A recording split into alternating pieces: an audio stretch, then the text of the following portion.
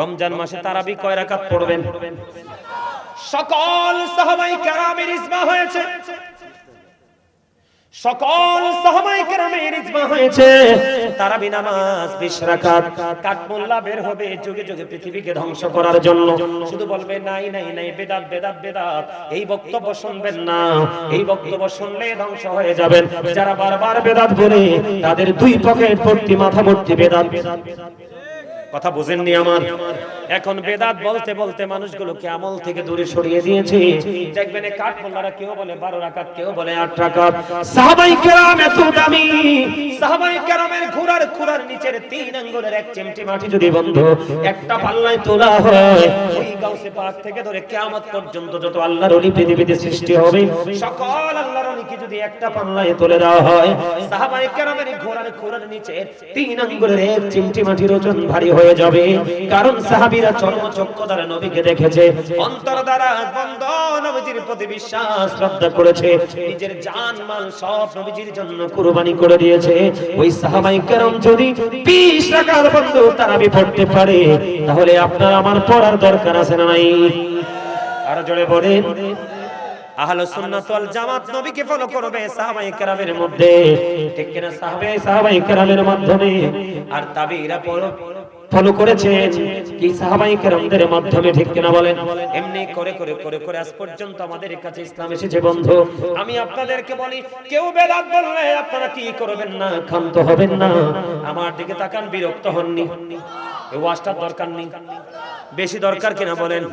আমি আপনাদেরকে বলি, নরমাল যদি কোনো একটা ইবাদত রমজান মাসে করে, একটা ফরজ আমলের সমান সওয়াব দেওয়া হবে। নরমাল যদি একটা আমল আপনি করে একটা ফরজ আমলের সওয়াব হবে। আর যদি আপনি একটা ফরজ আমল করেন বন্ধু, তাহলে 70টা ফরজের সওয়াব আপনার আমলনামায় দেওয়া হবে। জোরে জোরে বলুন না সুবহানাল্লাহ। এই জন্য সবাইকে বলছি, হালাল খাবার দিয়ে সাহারি করবেন, ঠিক কিনা বলেন? ইফতারিটা হালাল কিছু দিয়ে করবেন। আল্লাহ রাসূল বলেছেন, তোমরা খেজুর দিয়ে ইফতারি করো, কারণ খেজুরের ভিতরে এত এনার্জি আছে এটা আপনি কল্পনা করতে পারবেন না। সেই দিকে আমি ব্যাখ্যা করব না, ওয়াজ আমার অনলাইনে করা আছে, বুঝে বের করে শুনবেন। খেজুর দিয়ে আলোচনা করো, ইফতার করো। আপনি যদি মনে মনে ভাবেন যে বলে হুজুর কাঁচা খেজুর তো নাই, রাসূল বলেছেন তুমি শুকনা খেজুর দিয়ে ইফতার করো। ইয়া রাসূলুল্লাহ, ইয়া হাবিবাল্লাহ, নবী গো, ও প্রাণের নবী, আমার কাঁচাও নাই গো, আমার শুকনা খেজুরও নাই গো নবী, আমি কি করব? আমার নবীজি বললেন তুমি সাদা পানি দিয়ে ইফতারি করো, কারণ এই দুটোর মধ্যে রোজাদারের জন্য নিয়ামত রয়েছে। এখন বেশি করে বলছি, এই বর্তমান সময়ে আমরা বাংলাদেশের মানুষ বেশি অসুস্থ, ভেজাল খাইতে খাইতে এখনকার ব্যবসায়ীরা ম্যাক্সিমামই কসাইয়ার চাইতেও জঘন্য। কথা বলেন না কেন? 3 দিন 4 দিন 5 দিন বাসি বন্ধু পচা তেল দিয়ে ভাজি খাওয়ায়। এই জন্য আমি আপনাদের সবাইকে বলবো, আমরা আমার রাসূলকে ফলো করব। খেজুর তো দাম বাড়িয়ে দিবে, আমাদের দেশের মানুষের চরিত্রটাই এমন, বলে হুজুর আমি খেজুর কিনতে পারি না, কি করব? আপনি নরমাল সাদা পানি দিয়ে আপনি ইফতারিটা করবেন, আগে পানি মুখে দিবেন। ও বন্ধু, তাহলে আমরা কি পাইলাম? নবীজির কাছ থেকে একটা শিক্ষা পাইলাম। তবে ইফতারিটা বন্ধু যথাসময়ে করবেন। জোরে জোরে কোন সুবহানাল্লাহ। জি জি, কথা কি বুঝতে পারছেন? আমার কথা বুঝতে পারছেন নি? রমজানের শেষের দিকে আপনারা ইতিকাফ করবেন। কি করবেন? যে মসজিদে জামাত হয় ওই মসজিদে বন্ধু ইতিকাফ করতে হবে। কথা কি বুঝতে পারছেন? পুরুষরা মসজিদে করবে আর নারীরা পর্দাটা নিয়ে ঘরে করবে, তাদেরকে আলাদাভাবে সার্ভিস দিবে। আমার নবীজি যখন রমজানের শেষ 10 দিন আসতো রে, আমার নবীজি ওই মাজা মুবারকের মধ্যে শক্ত করে কাপড় বেঁধে দিয়ে আমল করতেন। চুরি চুরি কোন সুবহানাল্লাহ। এবার বিবিদেরকে তিনি ডেকে ডেকে দিতেন, জোরে জোরে সুবহানাল্লাহ। করবেন নি আপনারা? কথা বলেন না কেন? সুন্দর করে আপনারা কি উশৃঙ্খল করবেন না? গান বাদ্যযন্ত্র শুনবেন না, আয়োজন করবেন না। এই মোবাইলের মাধ্যমে কিন্তু গান বাদ্যযন্ত্র শোনা যায় কি যায় না? আমি আপনাদেরকে এই কথাটা একটু বলবো কিনা? রাসূল বলে দিয়েছেন কিয়ামতের পূর্বক্ষণ এক শ্রেণীর মানুষের চেহারা বিকৃত হয়ে যাবে, মাটির মধ্যে তাকে গ্রথিতকরণ করা হবে। ইয়া রাসূলুল্লাহ, নবী কেন গো? কারণ তাদের দোষ হলো কোনটা বন্ধু? জঘন্য দোষ। আমি আপনাদেরকে আগেই বলে দিই, দোষগুলো পড়ে বলি। রাসূল বলেছেন মাঠে পানি দিলে যেমনি ফসল তৈরি হয়, তেমনি ভাবে নোংরা মিউজিক যুক্ত করে, নোংরা শব্দ দ্বারা যেই গান বাজানো হয়, ওই গান দ্বারা মানুষের মনের ঘরে নোংরামি তৈরি হয়। বলছে কে? আল্লাহর প্রিয় হাবিব সরকার মদিনা নবীজি বলেছেন গানের আসরে যাওয়া পাপী লোকের কাজ, কান দিয়ে মন দিয়ে গান শোনা ফাসিকদের কাজ। আর গান শোনার পরে যে বলে ও ফ্যান্টাস্টিক, অনেক বলে না, তার মানে গান শোনার পরে সে কি পাইছে? মজা পাইছে। নবীজি বললেন গান শোনার পরে যে ব্যক্তি গান থেকে মজা নয়, সে যেন কুফরি করলো। ওই যে চেহারাটা বিকৃত হয়ে যাবে, মাটির মধ্যে গ্রথিতকরণ করা হবে। এইটা কেন রে? রাসূল বলে দিয়েছে, আমার দিকে তাকান, রাসূল বলে দিয়েছে এটার কারণ হলো বন্ধু, এটার কারণ হলো অন্যরকম একটা কারণ। রাসূল বলে দিয়েছেন তারা কি করবে? রাসূলকে প্রশ্ন করা হলো, ইয়া রাসূলুল্লাহ, তারা কি তাওহীদ মানবে না? রাসূল বললেন মানবে। তারা কি রিসালাত মানবে না? রাসূল বললেন তারা মানবে। রাসূল আরো বলেছেন তারা আল্লাহ মানবে, রাসূল মানবে, আরো মানবে। কি মানবে?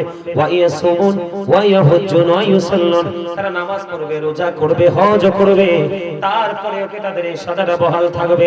হ্যাঁ, তারপরেও তাদের এই সাজাটা বহাল থাকবে। তার কারণ কি? তারা মদ গাঁজার আসর বসাবে, অসৎ শব্দ দ্বারা গানের আয়োজন করবে। মামা বুঝে নাই, বিরক্ত হয়ে গেছে। হ্যাঁ, বিরক্ত হইছেন না? শেষ করে দিব। তারপরে জি বললেন না কেন? কথাটা বুঝেন আপনারা? রাসূল কি বলছেন? হাদিস শরীফ তো, আমার বানানো কথা নয়। তার মানে লোকটা আল্লাহও মানবে, রাসূলও, নামাজও, হজও, রোজাও রাখবে, সব করবে। তারপরেও কি রাসূল তার সাজাটা বহাল থাকবে? নবী বললেন হ্যাঁ। কেন গো নবী? কারণ সে তার মহল্লায় বা কোথাও গানের আসর বসাবে, ওই গানের আসরে মদ গাঁজা খাওয়া হবে। আছে না নাই? এই বছর অনেক জায়গায় দেখেছি এত বিরক্ত শৃঙ্খল ভাবে গান বাদ্যযন্ত্রের আয়োজন করেছে, নারী পুরুষ দেদারসে মিলেছে। আপনি নামাজ পড়ার পরে যদি বন্ধু অন্যায় কোনো ছাড়তে না পারে, তাহলে আপনি কখনোই নামাজি হতে পারলেন না। কারণ সূরা আনকাবুতের মধ্যে আমার আল্লাহ বলেছেন ইন্নাস সালাতা তানহা আনিল ফাহশাই ওয়াল মুনকার, নামাজ মানুষকে খারাপ কাজ থেকে বাঁচিয়ে রাখে। গান বাদ্যযন্ত্র মানুষের মধ্যে নোংরামি তৈরি করে, আর এই নোংরামি তৈরি থেকেই মানুষ ফিজিক্যাল বন্ধু নোংরামি শুরু করে। আমার কথা কয় না? কথাগুলো আপনারা মানেন বা না মানেন, এটা কিন্তু চিরন্তন সত্য। জিকির করো, ও কুউদান বসে বসে জিকির করো, ওয়া আলা যুনুবিকুম শুয়ে শুয়ে জিকির করো। হাদিস শরীফের মধ্যে এসেছে, আপনারা আমার প্রাণের রাসূল বলেছেন তুমি দাঁড়িয়ে করো, বসে করো, শুয়ে করো, জিকির করলে ওরা বান্দাদের সাথে ওই ফেরেশতারা মুসাফা করে। কি করে? কথা বলে না কেন? কদরের রাত আপনার জন্য কত বড় নিয়ামত বন্ধু, খেয়াল করেন। কি করে? মুসাফা করে। সকল ফেরেশতা ওই সুবে সাদিক পর্যন্ত ও বন্ধু তারা বিচরণ করতে থাকে। যখন তাদের বিদায় বেলা হয়, সবাই বন্ধু জিবরাইলের কাছে একত্রিত হয়।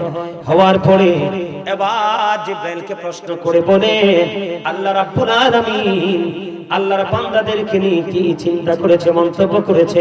এবার জিবরাইল বলে, রে এই রজনীতে আল্লাহ রাব্বুল আলামিন আল্লাহর বান্দার দিকে 70 বার রহমতের নজরে তাকাইছে। মুসাফা হয়েছে লাইলাতুল কদরের রাত্রিতে। আপনি কেমন করে বুঝবেন ফেরেশতারা, রহমতের ফেরেশতারা আপনার সাথে মুসাফা করেছে? এটা আপনি কেমন করে বুঝবেন? এটা বোঝার উপায় হলো রাসূল আপনাকে আমাকে বুঝিয়ে দিয়েছে। এটা বোঝার উপায় হলো যখন কোন মানুষ লাইলাতুল কদরের রাত্রিতে, মানে 26 তারিখ দিবাগত রাত্রিতে 27 তারিখে, যখন কোন মানুষ আমল করতে করতে করতে করতে বন্ধু আল্লাহর দরবারে দোকান তুলে যখন দরখাস্ত করবে, দরখাস্ত মোনাজাত করার পরে যদি মনে করেন কারো চোখ দিয়ে বেবে পানি পড়তেছে, তখনই মনে করবেন রহমতের ফেরেশতাদের সাথে ওই আল্লাহর প্রিয় বান্দারা মুসাফা হয়ে গেছে। জোরে জোরে সুবহানাল্লাহ। বন্ধুরে আমার, হযরত ওমরের পুত্র উবাইদ তিনি কি করলেন, কদরের রাত্রিতে জলযানে ভ্রমণ করতেছেন সমুদ্র, হঠাৎ করে ওনার মুখের মধ্যে একটা ফোঁটা নদীর পানি পড়লো। পানি পড়ার পরে উনি বুঝতে পারলেন যে পানিটা অত্যন্ত মিষ্টি, বেশি বেশি সুইট। এবার তিনি চিন্তায় পড়ে গেল, বন্ধু এবার তিনি চিন্তায় পড়ে গেল, এই পানি কেন রে, আজকে রাত্রে নদীর পানি কেন মিষ্টি মনে হলো। এই কথা বলার পরে তিনি ধীরে ধীরে ধীরে ধীরে বন্ধু কুলে চলে গেলেন, ওই সমুদ্রের পাড়ে চলে গেলেন। সমুদ্রের পাড়ে যাওয়ার পরে বন্ধু চাইয়া দেখলেন গাছপালাগুলো পর্যন্ত সেজদায় পড়ে আছে। কেন রে আজকে নদীর পানি আমার মুখে মিষ্টি মনে হলো, এবং কেন রে গাছপালাগুলো পর্যন্ত তারা কি করতেছে, সেজদায় পড়ে আছে, কেন রে কেন রে। বন্ধু তল্লাশি করে দেখলেন এই সেজদায় পড়ে থাকার কারণ, পানি বন্ধু পানি মিষ্টি লাগার কারণ হলো এটা লাইলাতুল কদরের রাত, এই কারণে। কিন্তু বন্ধু মনে রাখবা, এই লাইলাতুল কদরে মা বাবার অবাধ্য সন্তানকে আল্লাহ ক্ষমা করবে না, কোন জাদুঘরকে আল্লাহ ক্ষমা করবে না, কোন সুদ খুরকে আল্লাহ ক্ষমা করবে না, কোন পরের হক নষ্টকারীকে আল্লাহ ক্ষমা করবে না। পরে ভয়ঙ্কর সমাজের মধ্যে দুইটা জিনিস বড় ভয়ঙ্কর রূপে রূপান্তরিত হয়েছে, একটা হলো সুদ, আরেকটা হলো পিতা মাতার অবাধ্য হওয়া। ঠিক তো সবাই বলেন নাই, রাগ করছে? হ্যাঁ, আল্লাহ বলছে অবিল ওয়ালিদাইনি ইহসানা, মা বাবাকে ভালোবাসো। মরার পরেও ভালোবাসতে পারবা, জিন্দা থাকলেও ভালোবাসতে পারবা। মরার পরে ভালোবাসা হলো মা বাবার জন্য দান সদকা করো, মিলাদ পড়ো, মসজিদে দান করো, ওই মাহফিলে দান করো, মাহফিলে উপস্থিত হও। আর মরার পরে জীবিত থাকলে তো খাওয়াইবেন, পড়াইবেন, যা চাই তা দিবেন সাধ্যের মধ্যে। ঠিক কিনা বলেন? আরে জোরে। রাসূল বললেন হতভাগা সে, হতভাগা সে, কে গো নবী সেই হতভাগা? নবী বললেন যাদের পিতামাতা দুইজন আছে অথবা একজন আছে, তাদেরকে ভালোবেসে যদি জান্নাতি হতে না পারে, তার মতো হতভাগার কেউ হতে পারে না। রে বল্লাগীর যুবক, আমি তোমাদেরকে বলি রে, বাবা যদি টাকা চায় তুমি বিরক্ত হইও না, যদি উল্টা পথে খরচ করে তাহলে তুমি বাবাকে বোঝাবা। তার কারণ হলো একজন এসে নবীজিকে প্রশ্ন করলেন, ইয়া রাসূলুল্লাহ, আমার বাবা আমার সম্পত্তি নিজের মতো করে খরচ করতে চায়। এবার আমার রাসূল বললেন, তোমার সম্পত্তি না শুধু রে, তুমি নিজেও তোমার বাবার সম্পদ। যুবক ভাইরা তোমরা বুঝতে পারছো নি? কথা বলে না কেন? বুঝতে পারছো নি? আমি তোমাদেরকে বলি যুবক, আমার নবী যখন মেরাজে গেলেন, মেরাজে যাওয়ার পরে জাহান্নামের দিকে নজর দিয়ে চায়া দেখলেন এক একটা মানুষ, এক একটা পেট, এক একটা মানুষের পেট এক একটা ঘরের মতো বড় বড়। জিবরাইলকে প্রশ্ন করলেন, ভাই জিবরাইল, এই ঘরের মতো বড় বড় পেট হলো মানুষটা কে রে জিবরাইল? এবার জিবরাইল বললেন, ইয়া রাসূলুল্লাহ, এরা হলো দুনিয়ায় আপনার নামদারি সুদখোর উম্মত। এবার আমার রাসূল বললেন, এই বড় পেটের মধ্যে আমি নবী দেখতে পাই না, শুধু সাপ আর বিচ্ছু দেখা যায়। জোরে জোরে কন্না নাউযুবিল্লাহ। বন্ধু সুদ যারা খায়, সুদ যারা দেয়, মধ্যে যারা সাহায্য করে, সবার সমান অপরাধ। রাসূল জানিয়ে দিলেন সুদের 69টা স্তম্ভ। বন্ধুরে আমার, যেই ব্যক্তি সুদের মাধ্যমে 1 টাকা উপার্জন করলো, সে যেন তার মায়ের সাথে 36 বার বন্ধু জিনা করলো। রাসূল বলেছেন, লা তুকবালু সালাতুম বিগাইরি তুহুর ওয়ালা সাদাকাতুম মিন গুলুল, পবিত্রতা ছাড়া ইবাদত কবুল হয় না, হালাল টাকা না হইলে দানও কবুল হয় না। তাহলে আপনাদেরকে আমাকে সচেতন থাকতে হবে, কি হবে না? কথা বলেন না কেন? এই ওয়াজটা একটুখানি করলাম। বন্ধু, রাসূল বলে দিয়েছেন এমন রোজাদার আমাদের মধ্যে অনেকেই আছে, তার দিনের বেলা শুধু সে উপাসী রইল, আর কিছু তার নসিবে জুটলো না। রাতের বেলা সে রাত্রি জাগ্রত করলো, এই রাত্রি জাগরণটাই শুধু তার নসিবে জুটলো, দিনে এবং রাতে এক্সট্রা কোনো নিয়ামত তার নসিবে জুটলো না। কারণ কি? সে গালাগালি করেছে, বকাবকি করেছে, সুদ খেয়েছে, পরের হক নষ্ট করেছে, সে কখনোই রোজাদার হতে পারে না। আমি আপনাদেরকে বলে দিই, কেউ যদি রমজান মাসে আপনাকে বকা দেয়, আপনি বলবেন আমি রোজাদার। কেউ যদি আপনাকে বলে, আপনাকে বকা দেয়, আপনি একটাই বলবেন আমি রোজাদার, আমি রোজাদার, আমি রোজাদার। বাকি কাজ বন্ধু আল্লাহর। ঠিক কিনা বলেন? আরো জোরে বলেন। আপনারা জানেন কি জানেন কিনা জানি না, রাসূল বলে দিয়েছে আমাদের জন্য কত বড় নিয়ামত। রাসূল বলেছেন ইদা জাআ রমাদান ফাতিহা আবওয়াবুল জান্নাহ ওয়া গুল্লিকাত আবওয়াবুন নার সুফিরাতিশ শায়াতিন। আমার রাসূল বলে দিয়েছেন যখন রমজান আগমন করে জান্নাতের দরজাগুলো খুলে দেওয়া হয়, জাহান্নামের দরজাগুলো বন্ধ করে দেওয়া হয়, শয়তানকে বন্দী করে দেওয়া হয়। কারণ আমরা বন্ধু 12 মাসে আমল করতে পারি না শুধু শয়তানের কারণে। কারণ এই শয়তান আমাদের প্রকাশ্য শত্রু, কিন্তু প্রকৃত মুমিন যারা তাদের সম্পর্কে আমার আল্লাহ বলেছেন ইন্না কাইদা শাইতানি কানা দাঈফা।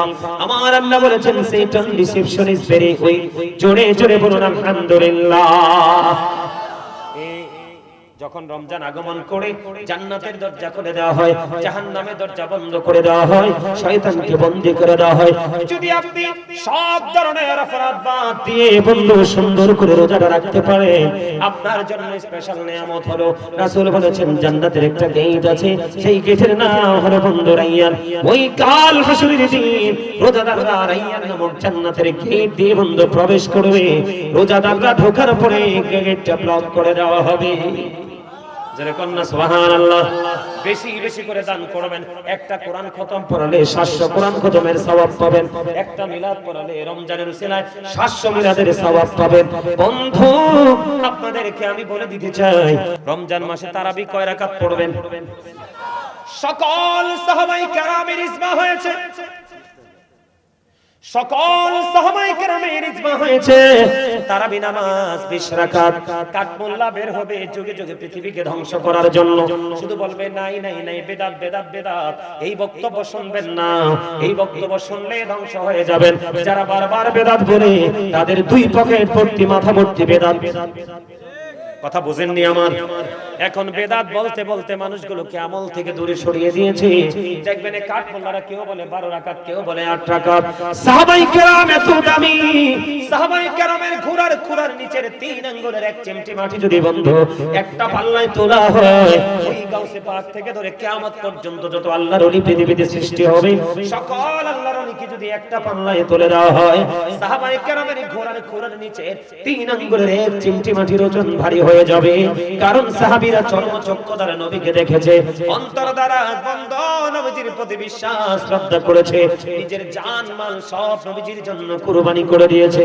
ওই সাহাবায়ে কেরাম যদি 20 রাকাত বন্ধু তারাবি পড়তে পারে, তাহলে আপনার আমার পড়ার দরকার আছে না নাই? আর জোরে বলেন।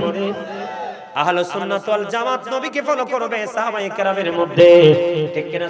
সাহাবায়ে কেরামের মাধ্যমে আর তাবিঈরা ফলো করেছেন কি সাহাবায়ে কেরামদের মাধ্যমে, ঠিক কিনা বলেন? এমনি করে করে করে করে আজ পর্যন্ত আমাদের কাছে ইসলাম এসেছে বন্ধু। আমি আপনাদেরকে বলি, কেউ বেদাত বললে আপনারা কি করবেন না, ক্ষান্ত হবেন না। আমার দিকে তাকান, বিরক্ত হননি। এই ওয়াজটার দরকার নেই, বেশি দরকার কিনা বলেন? আমি আপনাদেরকে বলি, নরমাল যদি কোনো একটা ইবাদত রমজান মাসে করেন, একটা ফরজ আমলের সমান সওয়াব দেওয়া হবে। নরমাল যদি একটা আমল আপনি করেন, একটা ফরজ আমলের সওয়াব হবে। আর যদি আপনি একটা ফরজ আমল করেন বন্ধু, তাহলে 70টা ফরজের সওয়াব আপনার আমলনামায় দেওয়া হবে। জোরে জোরে বলুন না সুবহানাল্লাহ। এই জন্য সবাইকে বলছি হালাল খাবার দিয়ে সাহারি করবেন, ঠিক কিনা বলেন? ইফতারিটা হালাল কিছু দিয়ে করবেন। আল্লাহ রাসূল বলেছেন তোমরা খেজুর দিয়ে ইফতারি করো, কারণ খেজুরের ভিতরে তো এনার্জি আছে, এটা আপনি কল্পনা করতে পারবেন না। সেই দিকে আমি ব্যাখ্যা করব না, ওয়াজ আমার অনলাইনে করা আছে, বুঝে বের করে শুনবেন।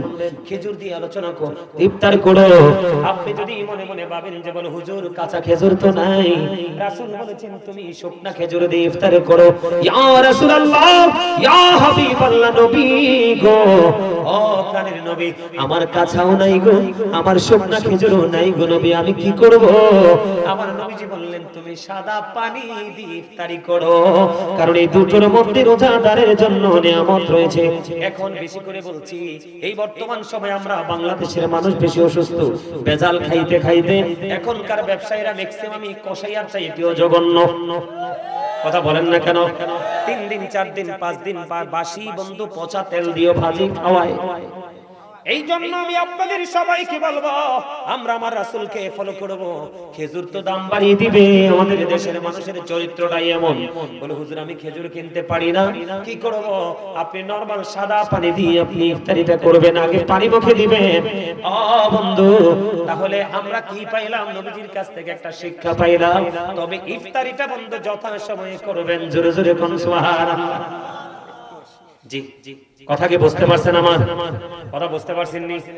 রমজানের শেষের দিকে আপনারা ইতিকাফ করবেন। কি করবেন? যে মসজিদে জামাত হয় ওই মসজিদে বন্ধু ইতিকাফ করতে হবে। কথা কি বুঝতে পারছেন?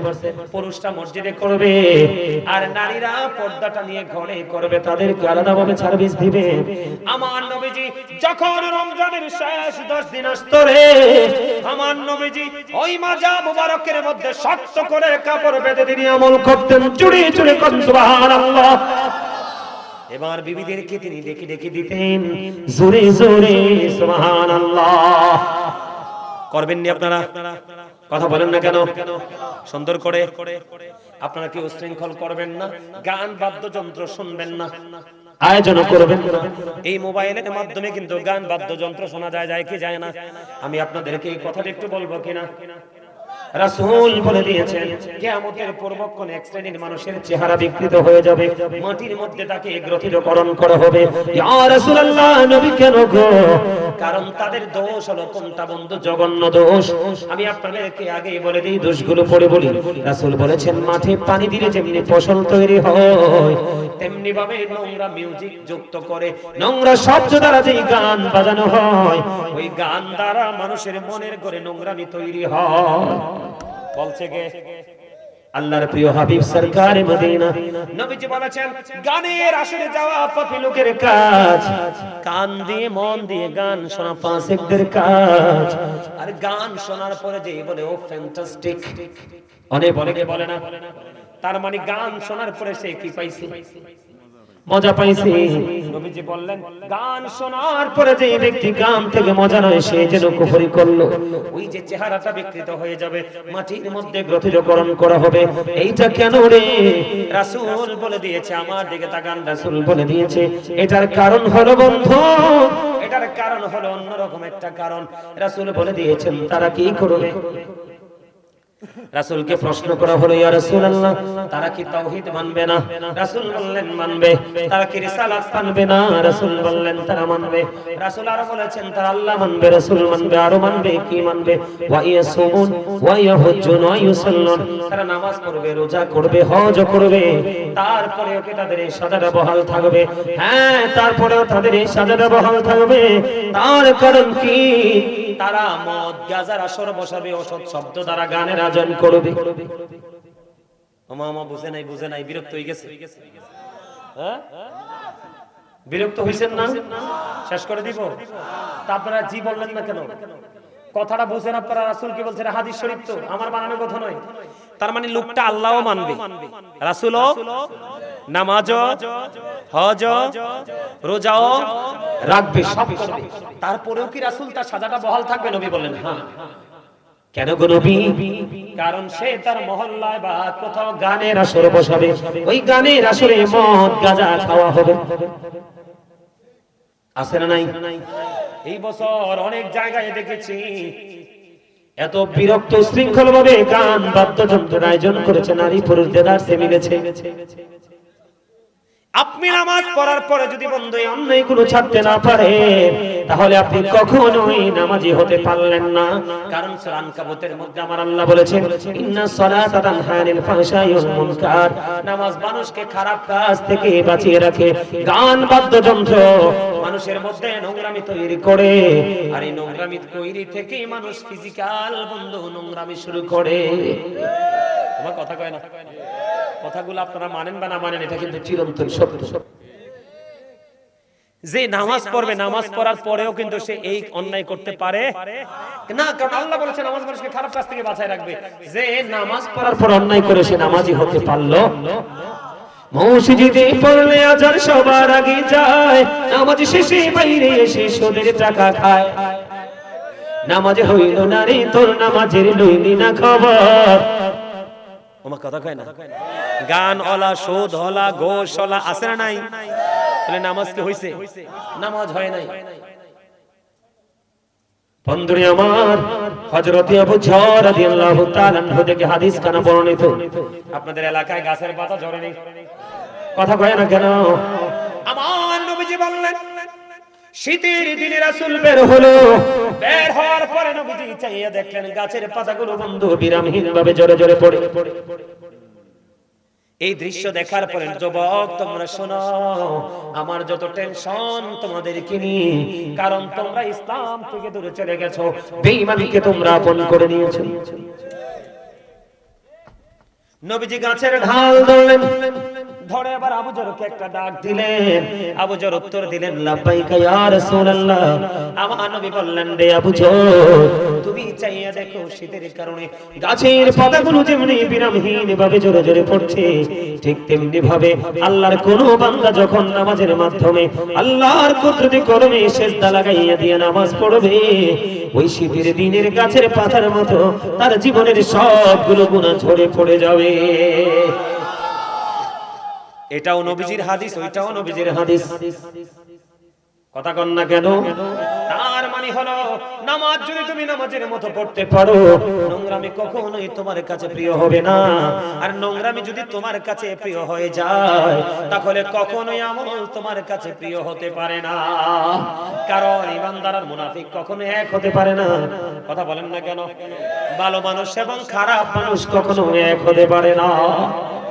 আমার কথা কন না, বুঝেন না? আমার কথা বুঝতে পারছে? আরে জোরে। এখন টিভি খুললে দেখা যায় অনেক নোংরামির খবর। আমরা যদি সত্যিকারের নামাজি হতাম, আল্লাহ ওয়ালা হতাম, তাহলে কি নোংরামির খবর আমরা পাইতাম? আমি আপনাদেরকে বলি, গতকালকে এক খবরের মধ্যে পাইলাম, একদিনে না জানি দুই দিনে, কয়দিনে জানি না, কি কোন টিভিতে জানি একটা খবর আসলো বন্ধু, 65টা নারীকে নাকি কবরেছেন, ধর্ষণ করা হয়েছে। এর মধ্যে একটা শিশু আছে চতুর্থ শ্রেণীর। জোরে জোরে কন্যা নাউজুবিল্লাহ। 72 ঘন্টা 65টা নারীকে ধর্ষণ করা হয়েছে। এই ধর্ষকরা কি কোনো মায়ের উদর থেকে আসে নাই? কথা বলেন না কেন? একজন প্রফেসর, একজন ডক্টর, তিনি বন্ধু ফেসবুকে একটা পোস্ট করেছিল। আমার একজন ছাত্র আমাকে দেখিয়েছে, হুজুর, একজন লেকচারার 100% এডুকেটেড পারসন একজন এই পোস্টটা করেছে, দেখেন। আমি বললাম কি, ওই দর্শকদের উদ্দেশ্যে তিনি একটা বক্তব্য দিয়েছে, রেপিস্টদের বিরুদ্ধে তিনি একটা বক্তব্য দিয়েছে। অনষ্ট চরিত্রের মানুষেরা, ক্যারেক্টারলেস পিপলেরা, তোমরা শোনো, কোন নারীকে ধর্ষণ করার আগে তোমরা মুখটা একটু ভালো করে দেখে নিও, হয়তো বা হতে পারে ওই নারীটা তোমার মা না হয় বোন। কথাটা ঠিক কিনা বলেন? আরো জোরে বলেন ঠিক কিনা? আরো জোরে বলেন ঠিক কিনা? আল্লাহ রাসূল বলেছেন, কেউ যদি বাবার বয়সী কাউকে বকা দেয়, সে যেন তার বাবাকে বকা দিল। আমার রাসূল বলেছে, কোন মায়ের বয়সী কোন নারীকে যদি কেউ গালি দেয়, অপমান করে, সে যেন তার মাকে অপমান করলো। আপনি বলেন, কোন যুবক, কোন কুলাঙ্গার, কোন ক্যারেক্টারলেস ম্যান যদি কোন চরিত্রহীন লম্পট যদি আমার কোন বোনকে বন্ধু দর্শন করে, তাহলে সে যেন তার বোনের দিকে আঙ্গুল তুললো। ঠিক কিনা বলেন? আরো জোরে বলেন ঠিক কিনা বলেন? কোন মায়ের বয়সী নারীকে যদি তুমি দর্শন করো, এইটা কিন্তু তোমার মায়ের দিকেও যায়, কারণ এই নারীটা তোমার মায়ের জাত। কথা বলেন না কেন? আমি আজকে বল্লাগের যুবক, আমি তোমাদেরকে বলি, তোমাদের সমাজের মধ্যে তোমরা শক্ত ইউনিটি করে তোলো। তোমরা হলে আগামী দিনের ভবিষ্যৎ। তোমাদের হাত ধরে আগামীর বাংলাদেশ এগিয়ে যাবে রে যুবক। টাকার জন্য আমি তোমাদেরকে বলি, আল্লাহর হাবিব বলেছে, তুমি যদি জানো কোন মানুষ ক্যারেক্টারলেস, চরিত্রহীন, লম্পট, অভদ্র, তুমি যদি কোন জানো কোন মানুষ জানে, তুমি যদি জানো কোন মানুষ অত্যাচারী, এটা জানার পরেও তুমি 500 টাকার জন্য জন্য, একটা ব্যাগ বাজারের জন্য, একটু সুবিধার জন্য যদি তুমি কিছু সময়ের জন্য যদি তুমি ক্যারেক্টারলেসমেন্টকে যদি তুমি সাপোর্ট দাও, রাসূল বলেছে তুমি আর মুসলমান থাকো না, তুমি মুসলমান থেকে খারিজ হয়ে যাবে। জোরে জোরে বলেন না নাউজুবিল্লাহ। আমি আপনাদেরকে বলি, আজকের বাংলাদেশে যে রেপিস্টটা প্রকাশিত হয়েছে, বন্ধু চরিত্রহীন লম্পটেরা প্রকাশিত হয়েছে, তাদের কেউ না কেউ লিড দিচ্ছে। ওমা কথা বলেন না কেন? কেউ না কেউ তাদেরকে মদত দিচ্ছে। মনে রাখবেন, চুরি করার পরে মাল যদি লুকানোর জায়গা না থাকে, চোর চুরি করবে না। তার মানে অন্যায় করার পরে যদি প্রশ্রয় না পায়, সে কোনোদিন অপরাধ করবে না। আমার কথা ঠিক আছে নি? এই জন্য আমি আপনাদেরকে বলি, কোন মানুষকে বন্ধু হত্যা করা যাবে না, কিন্তু ধর্ষণ যারা করে, জিনা যারা করে, তাদেরকে হত্যা করা যাবে। কোন মানুষকে খুন করার বৈধতা নাই। আমরা মুসলিম কান্ট্রিতে বসবাস করি, ঠিক কেন বলেন? আমার নবীজি বলেছে, এই দেশে কোন বেঈমানকেও যদি হত্যা করা হয়, সেই জন্য গোটা জাতিকে হত্যা করলো। তাহলে খুনটা অত্যন্ত সেনসিটিভ একটা বিষয়, ঠিক কিনা? রাসূল বলেছে হত্যা করা যায় না, কিন্তু বন্ধু জিনা করনেওয়ালা, এই অসভ্য চরিত্রহীন লম্পটদেরকে হত্যা করা যাবে। কিন্তু আমাদের বাংলাদেশের আইনের খবর আমি জানি না, কেমন করে ধর্ষকরা জামিনে ছাড়া পায়। লজ্জা লাগে বন্ধু এগুলো শুনলে। আপনি মনে করেন না ঢাকায় হইছে, কুমিল্লা হইতে দেরি নাই। আমাদের কুমিল্লায় তনু হত্যা হয়েছে কিনা? ক্যান্টনমেন্ট এলাকায় তার চুলগুলো পর্যন্ত দর্শকরা ছিঁড়ে ছিঁড়ে তুলে নিয়েছে। এত নিষ্ঠুর কেমন করে হয়? ও বন্ধু, ফেনী সোনাগাজীতে নুসরাতরে কেমন নির্মম ভাবে বন্ধু চলছে দিয়েছে ওই ধর্ষকেরা। এটা হোক টিচার, হোক ডাক্তার, হোক এমপি, হোক মন্ত্রী, সবাই সম্মিলিত ভাবে ধর্ষককে বন্ধু প্রতিহত করতে হবে, অন্যথায় ওই ব্যক্তির মতো হবে আপনার আমার অবস্থা। আমার আল্লাহ জিব্রাইলকে বললেন, জিব্রাইল যাও যাও, অমুক অমুক শহর উল্টে দাও, ধ্বংস করে দাও। জিব্রাইল আল্লাহর অর্ডার নিয়ে চলে গেলেন। যাওয়ার পরে দেখলেন এখানে এমন একজন আল্লাহওয়ালা লোক, যিনি এক মুহূর্তের জন্য আল্লাহর নাফরমানি করে নাই। জিব্রাইল ওখানে গিয়ে ডাক দিলেন, আল্লাহ গো, এখানে তোমার এমন একজন প্রিয় বান্দা আমি পেয়েছি গো, সে জীবন একটা মুহূর্তের জন্য কে করে নাই, তোমার নাফরমানি করে নাই, আমি কি তাকে সহ হত্যা করে দিব? আমার আল্লাহ বললেন, হ্যাঁ, তাকে তো ধ্বংস করে যাও। আল্লাহ কেন গো? ও মালিক, সে তো তোমার গোলাম। আমার আল্লাহ ডেকে ডেকে বলে, জিব্রাইল, জিব্রাইল রে, সে আমল করেছে ঠিকই, কিন্তু তার সামনে অনেক অন্যায় হয়েছে, অপরাধ হয়েছে, সে কোনোদিন অন্যায়ের প্রতিবাদ করে নাই, এই জন্য তার বেঁচে থেকে কোনো লাভ নাই। ওই জালেমদের সাথে তাকে পর্যন্ত ধ্বংস করে দাও। এই জন্য বন্ধু বলে, হুজুর, আমার সমাজে যিনি অন্যায় করে তিনি তো ধনী লোক। আমার আল্লাহ রাসূল শিখিয়ে দিয়েছে, তোমাকে অপশন দিয়ে দিয়েছে, তুমি টাকা দিয়ে জালেমের মোকাবেলা করো, তুমি যদি এটা দিয়ে না পারো লাঠি দিয়ে মোকাবেলা করো। ও বন্ধু, সম্মিলিতভাবে করো, কোনোভাবেই তুমি তাকে প্রতিহত করতে পারো না। নবীজি বললেন, তুমি তাকে দেখলেই তুমি থুতু নিক্ষেপ করো। কি করো? থুতু নিক্ষেপ করো। আল্লাহকে ডেকে বলো, আল্লাহ, এই জালিমকে আমরা দমাতে পারবো না, তুমি দমিয়ে দাও। আমার আল্লাহ বলবে, কুন ফায়াকুন, সঙ্গে সঙ্গে ফিনিশ। বুঝতে পারছেন নি? কিন্তু এড়িয়ে যাওয়া যাবে না, তার সাথে বন্ধু কোনো প্রেমের বন্ধন তৈরি করা যাবে না। মানে কি বিরক্ত হয়ে গেছে নাকি খবরগুলো ভালো লাগে?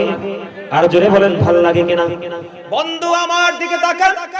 বাংলাদেশে দুইটা নোংরা কাজ বেশি প্রচলিত হয়, একটা হলো বন্ধু জিনা, আর একটা হলো বলাৎকার। কথা বলেন না কেন? আর জোরে বলেন না কেন? সমকামিতা আছে না নাই? কথা বলেন না কেন? লজ্জাস্থানের পিছনের দিক থেকে লজ্জাস্থান যৌন চাহিদা মেটানো, এটাই বন্ধু। এটা তো ছিল লূত আলাইহিস সালামের জামানায়, এটা তো আখির নবীর জামানায় আসার কথা না। আল্লামা ইবনে হাজার আসকালানি হাসান ইবনে জাকওয়ান থেকে তিনি বর্ণনা করেছে, তোমরা ধনীদের সন্তানের সাথে মেলামেশা করিও না। কি করিও না? কথা বলে না। ওমা, আপনারা কি আমার কথা বোঝেন না? আমি ছেড়ে দিচ্ছি, বিরক্ত হইেন না, এখনই ছেড়ে দিচ্ছি।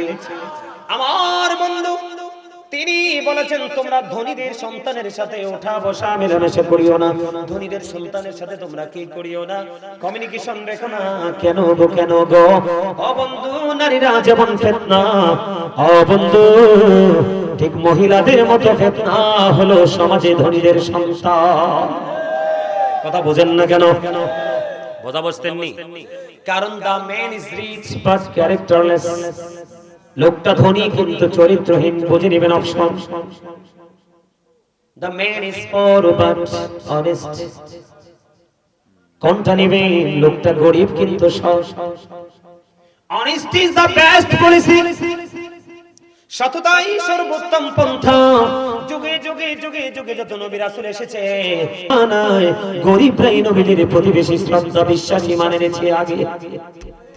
এই জন্য আমার নবী যখন জান্নাতে যাবে রে, বিশাল একটা দল সর্বপ্রথম আমার নবীর সাথে জান্নাতে ঢুকবে। এইটা হলো পৃথিবীর গরিব মানুষের দল। কারণ কি জানেন? The rich are not always happy. ধনীরা সব সময় সুখী নয়। The poor are born to suffer. গরিবরা জন্ম গ্রহণ করেছে দুঃখ ভোগের জন্য। আপনার সমাজ বলেন, আমার সমাজ বলেন, ও বন্ধু যেই কোনো জেলা বলেন, যেই কোনো ইউনিয়ন বলেন, আপনার গরিবরা যত সাফার করছে, যত যন্ত্রণা ভোগ করছে, সবগুলো কিন্তু সমাজের ধনী লোকের কারণে। জামাল কিটা করতাম রে, সারে দিতাম নে মাইকটা। এটি তো কথাই কয় না রে।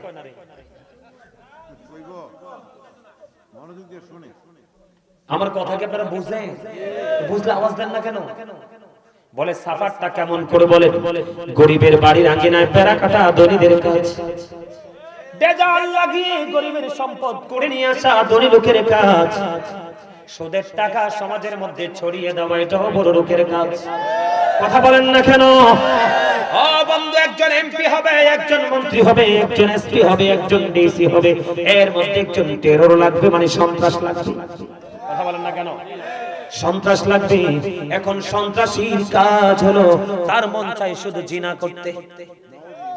আমি আপনাকে সব ধরনের সহযোগিতা করব, কিন্তু আমাকে সুযোগ করে দিবে ওই মেয়েটাকে আমি পছন্দ করি, তার সাথে আমি অবৈধ সম্পর্ক করব। এখন এমপি হওয়ার জন্য ওই গরুর পরলোককে কি করলো? ডোনেশন দিয়ে দিল। গরিব মুখ চক্ষু লজ্জায় সমাজে বাঁচতে পারবে না, মুখটাও দেখায় না, আত্মহত্যা করে মারা যায়। ঠিক কিনা বলেন? কার কারণে? আপনি চাইয়া দেখেন, আমার রাসূল বলেছে পৃথিবীর বুকে কেউ যদি 1 বিঘা পরিমাণ জায়গা জোর করে কারো কাছ থেকে দখল করো, তোমাকে কাল হাসরের দিন আমার আল্লাহ 7টা পৃথিবী তোমার গলায় মালা বানায়া ঝুলাইয়া দেওয়া হবে। এটা বহন করে করে তোমাকে চলতে হবে। লা ইয়ামুতু, মরতে পারবা না। People will not die that day, সেদিন মরতে পারবা না। ফিহা ওয়ালা ইয়াহইয়া, people will not be able to live that day, সেদিন মানুষ বাঁচতে পারবে না। আল্লাহ বলেছেন, ও বল্লাগির যুবক, আল্লাহ বলেছেন, আমা হুমান হাবি গায়িবিন, people will not be able to escape that day, সেদিন মানুষ সেখান থেকে পালাইতেও পারবে না। তুমি দৌড় দিবে। আল্লাহ বলেছেন, ইন্না বাতশা রাব্বিকা লাশাদীদ, the seizing of Allah is difficult. আল্লাহর ধর, আল্লাহর পাকড়াও বড় শক্ত। আল্লাহ শক্ত করে ধরবে, দৌড় দিতে পারবে না। ওয়াজ বুঝেননি? আমার জীবনে যেখানে যাই আমি আর দ্বিতীয়বার ওয়াজে যাই না, যাই না। এই কারণে আমি একদিনে ভালো করে আলোচনা করে আসি, বুঝাই আসি। এই ওয়াজ যদি বুদ্ধিমান হয় চিরজীবন স্মরণ রাখবে, আর স্টুপিড হলে কোনো লাভ নাই।